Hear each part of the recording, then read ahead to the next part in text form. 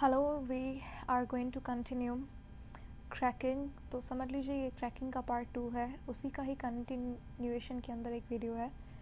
खैर, क्रैकिंग के बारे में मैंने आपसे लास्ट टाइम में आपको कहा था कि क्रैकिंग क्या होती है। जब आप हैवियर हाइड्रोकार्बन को कन्वर्ट करते हो लाइटर हाइड्रोकार्बन के अंदर, यानी कि ये कह सकते हैं कि जब आप लॉन्गर चेन के हाइड्रोकार्बन को कन्वर्ट करते हैं शॉर्टर चेन के हाइड्रोकार्बन के लिए। ऐसा क्यों किया जाता है? फॉर एग्जाम्पल, जब आप पेट्रोलियम की फ्रैक्शनल डिस्टिलेशन करते हैं तब आपके पास बनता है गैसोलीन। गैसोलीन तकरीबन 20% बनता है। 100% क्रूड ऑयल आपके पास, तो उसकी फ्रैक्शनल डिस्टिलेशन से आपको सिर्फ 20% गैसोलीन मिलता है।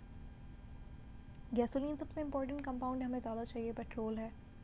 तो क्या होता है कि हम दूसरे कंपाउंड्स को जो कि जिनका इतना कोई यूज़ नहीं है, जैसे for example heavy gas oil हो गया, हैवी गैस ऑयल को हम एक प्रोसेस से गुजारते हैं और उससे हम लोग गैसोलीन फॉर्म कर सकते हैं। यही कहलाता है क्रैकिंग। अब हैवी गैस ऑयल जो है उसका मॉलिक्यूलर मास ज़्यादा होता है गैसोलीन से। Heavy gas oil longer chains की होती है और हैवियर होती है मॉलिक्यूलर मास में एज़ कम्पेयर टू गैसोलीन। तो क्या होता है, हम इसकी क्रैकिंग करते हैं। अब क्रैकिंग के दो टाइप्स हैं, एक है आपके पास थर्मल क्रैकिंग और एक है कैटालिटिक क्रैकिंग। थर्मल क्रैकिंग को के अंदर हम ये करते हैं कि जो भी हाइड्रोकार्बन है उसको लेकर आपने उसकी थर्मल क्रैकिंग करनी होती है, यानी कि उसे बर्न करना होता है in the absence of air. In the presence of air नहीं करेंगे क्योंकि वरना वो कंबस्ट हो जाएगी, चीज़ ख़त्म हो जाएगी। कैटालिटिक क्रैकिंग के अंदर आप किसी कैटलिस्ट का इस्तेमाल करके उसकी क्रैकिंग करते हो। सिंपल सी बात है। अच्छा, इससे पहले मैंने एक प्रोसेस करवाया था आपको, रीफॉर्मिंग ऑफ पेट्रोलियम। रीफॉर्मिंग के अंदर हम लोग कैटलिस्ट का इस्तेमाल कर रहे थे, ठीक है। यहाँ पे आप देख सकते हो रीफॉर्मिंग के अंदर हम क्या कर रहे थे, स्ट्रेट चेन को ब्रांच के अंदर कन्वर्ट कर रहे थे ताकि नॉकिंग एंटी नॉकिंग एजेंट को इस्तेमाल करके, ठीक है, नॉकिंग इनहिबिटर को इस्तेमाल करके, जैसे टेट्राल इथाइल लेड हो गया या सिलिकेट हो गया। तो ये हमने रिफॉर्मिंग में पढ़ा था, वहाँ पे हम लोग स्ट्रेट चेन्स की ब्रांचिंग कर रहे थे। क्रैकिंग के अंदर आप क्या कर रहे हैं, क्रैकिंग के अंदर हैवियर मॉलिक्यूल्स को लाइटर हाइड्रोकार्बन्स में, लाइटर मॉलिक्यूल्स में कन्वर्ट कर रहे हैं। दोनों अलग अलग प्रोसेस हैं। उसमें आप पेट्रोल को और ज़्यादा एफिशिएंट बना रहे थे, यहाँ पे आप पेट्रोल बना रहे हैं यूजिंग हैवी गैस ऑयल। तो अब क्या होता है कि आपने कुछ नहीं करना, आपने कंपाउंड लिया, से आपने कोई हाइड्रोकार्बन लिया, उसको आपने हाफ़ कर देना है, ठीक है, उसको आप आधा कर देंगे। क्रैकिंग का मतलब होता है तोड़ना। तो जो भी आपके पास हैवी है, तो हैवी अगर कोई बड़ी चीज़ है उसको आप दो हिस्सों में तोड़ देंगे तो वो दो छोटे छोटे पार्ट्स में कन्वर्ट हो जाएगी। बिल्कुल वैसा ही है, अगर ये C4H10 है तो आप इसे C2 के दो कंपाउंड्स बना लो, तो ये बिल्कुल उस तरीके से है।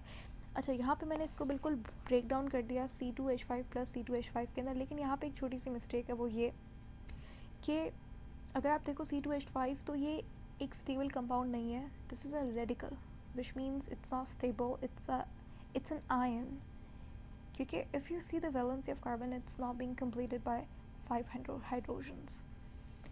आपको दो कार्बन के लिए यू रिक्वायर ईदर 6 हाइड्रोजन और 4 hydrogen with double bond between the carbons. क्या बोला मैंने भाई, वैलेंसी कंप्लीट नहीं हो रही, हाइड्रोजन की अनस्टेबल है। तो आप किस तरीके से तोड़ेंगे, ऐसे, जैसे फॉर एग्जांपल वही सेम कंपाउंड है, मैं ये वाला पहले एक्सप्लेन कर दूँ। C2H5 बना देते हैं हम यहाँ पे, ये आपका C2H5 बन गया, लेकिन इस वाले कार्बन को एक और बॉन्ड चाहिए, वो नहीं है हमारे पास। तो ये तरीका गलत होगा अकॉर्डिंग टू केमिस्ट्री, इसीलिए आप इस तरीके से क्रैकिंग करेंगे। कोई भी कंपाउंड है उसको आपने क्या करना, पहले कार्बन को तो आप हाफ कर देंगे, यानी कि C2 हो गया। हाइड्रोजन की जब आप बात आती है तो आपने क्या करना है कि आपने एक हाइड्रोजन एक कंपाउंड को एक्स्ट्रा देना है और एक को कम देना है, ठीक है। यहाँ पे ये गलत क्रैकिंग है, ये वाली सही है। राइट थर्मल क्रैकिंग ये होती है जहाँ पे C2H10 है तो एक में आप H6 रखेंगे और एक में H4, ठीक है। अब यहाँ पे H6 में वैलेंसी कंप्लीट हो गई और यहाँ पे H4 में वैलेंसी कंप्लीट हो गई,